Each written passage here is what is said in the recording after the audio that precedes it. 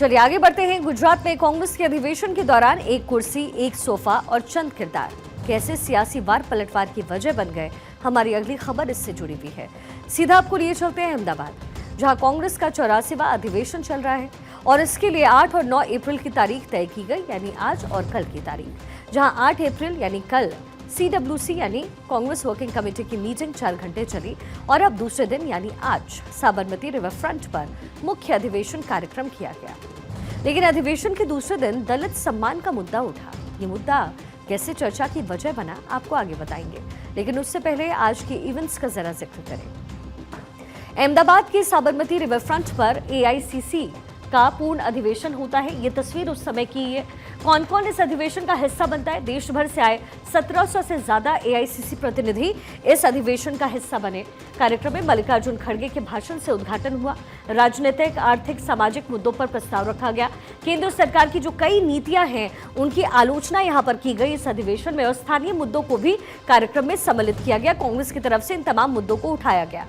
इसके साथ ही अधिवेशन की जो थीम थी वो थी न्याय पथ, संकल्प, समर्पण और संघर्ष, और इसे दिखाते हुए कांग्रेस जो है इस अधिवेशन की शुरुआत करता है। साथ ही लक्ष्य इसका रखा गया 3 दशक से सत्ता से बाहर कांग्रेस, आप सभी जानते हैं, और उसी कांग्रेस को दोबारा खड़ा करना, उसकी जमीन को तलाशना, जमीनी स्तर पर कांग्रेस को मजबूत करना, राष्ट्रीय स्तर पर विपक्ष की एकता को बढ़ावा देना। ये जो है तमाम मुद्दे रहे जो कांग्रेस की तरफ से इस अधिवेशन में उठाए गए। इसका जिक्र अधिवेशन में किया गया इस टारगेट के साथ कि खोई हुई जमीन जो कांग्रेस की है वो तलाशी जाए। वहीं इस अधिवेशन में शामिल हुए राहुल गांधी ने जब संबोधन किया तो आरक्षण और जाति जनगणना पर कांग्रेस के विचारों को दोहराते हुए नजर आए और तेलंगाना का एक एग्जाम्पल दे डाला। जरा सुनिए।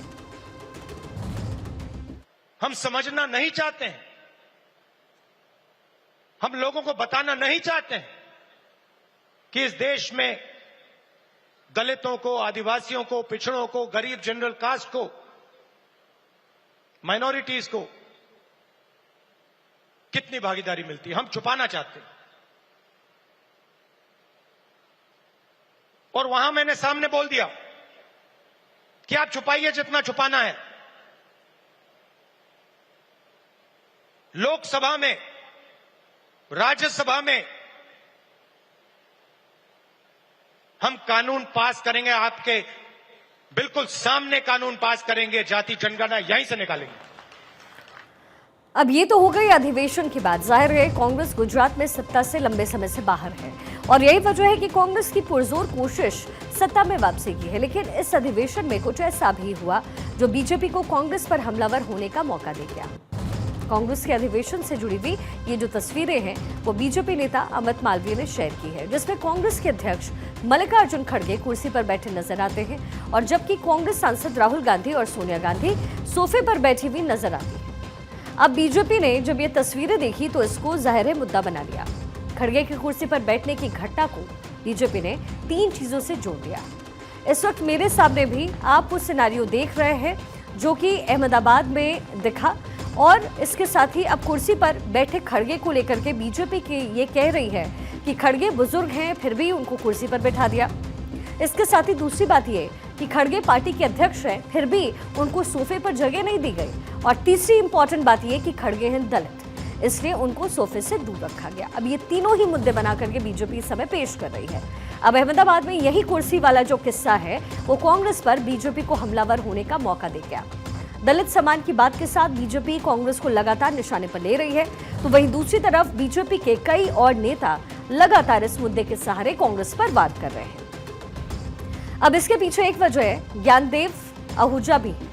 दरअसल राजस्थान में बीजेपी नेता ज्ञानदेव आहूजा ने हाल ही में एक स्टेटमेंट दिया जिसके चलते कांग्रेस उन पर हमलावर हुई, क्योंकि राजस्थान में अलवर में मौजूद राम मंदिर में नेता प्रतिपक्ष टीकाराम जूली ने पूजा की, जिसके बाद ज्ञानदेव आहूजा ने मंदिर के शुद्धिकरण की बात कह डाली, जिससे दलित सम्मान से जोड़ करके कांग्रेस बीजेपी पर हमलावर थी। जवाब में बीजेपी ने ज्ञानदेव आहूजा को पार्टी से सस्पेंड ही कर दिया।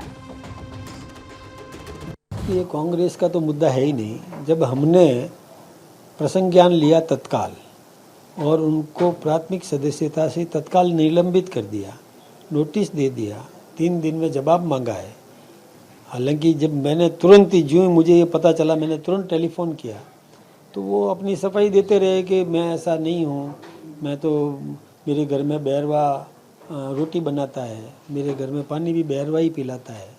और साथ में ये भी उन्होंने कहा कि जूली और हमने तो एक थाली में खाना खाया है, साथ बैठ के खाना खाया। हमने जूली का ये कृत्य एक नेता के नाते देखा है, जाति के नाते नहीं देखा। उन्होंने मुझे कहा, लेकिन चूंकि आप घर में खाना खाते हो साथ बैठ के, घर में आपके बैरवा खाना बनाता है, लेकिन मंदिर में आपने जो कृत्य किया वो कभी भी समाज बर्दाश्त नहीं करेगा और हम भी बर्दाश्त नहीं करेंगे। और हमारे पार्टी के संविधान में इस प्रकार की व्यवस्था है कि जो चाहे दिखावे में भी अस्पृश्यता का कृत्य किया है वो बर्दाश्त नहीं करेंगे। अब आरोपों का पासा बीजेपी के पास है, जिसने इसी दलित सम्मान के मुद्दे को उठाया। खड़गे का कुर्सी पर बैठना और राहुल सोनिया को सोफे पर जगह मिलना बीजेपी को मौका दे गया। लेकिन कुर्सी के इस किस्से को देख करके एक कहावत याद आती है कि कुर्सी का भी जमाना होता है, घर आती तो सर के ऊपर आती है, उसके बाद फिर अपने ऊपर बिठाती है, नहीं तो जान ले लेती है।